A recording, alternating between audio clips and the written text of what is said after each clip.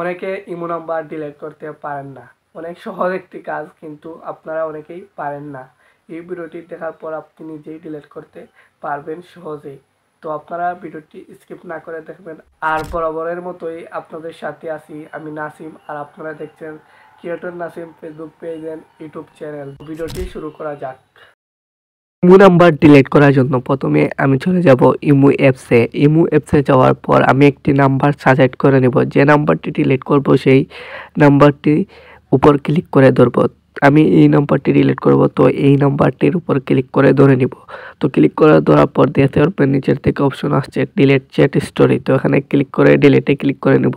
তো এখান থেকে আমার ডিলিট হয়ে যাবে, কিন্তু একবারে পার্মানেন্টলি ডিলিট হবে না। এর জন্য আমি উপরে কোনায় দেখতে পারবেন প্রোফাইলের মতো আইকন, তো এখানে ক্লিক করে নিব। তো এখানে যদি আমি ক্লিক করি, তারপর দেখতে পারবেন আমার নাম্বারটি উপরে চলে আসছে। তো এখানে আমি এই নাম্বারটির উপর আবার ট্যাপ করে ধরে রাখবো। যদি আমি ট্যাপ করে ধরে রাখি, আবার নতুন অপশন চলে আসবে। তো এখানে দেখতে পারবেন প্রোফাইল, তো প্রোফাইলে ক্লিক করে নিব। তো প্রোফাইলে ক্লিক করার পর আরও অপশন চলে আসবে। তো এখান থেকে আমি নিচের দিকে যদি যাই, দেখতে পারবেন একবারে নিচে ডিলিট কন্টাক্ট। তো আমি যদি ডিলিট কন্টাক্ট অপশনে ক্লিক করি, তাহলে দেখতে পারবেন আরেকটি অপশন চলে আসছে। তো আমি ডিলিট কন্টাক্টে ক্লিক করে নিলাম। দেখতে পাচ্ছেন এখানে আরেকটি অপশন চলে আসছে। তো এখান থেকে এসে ক্লিক করে দেবো।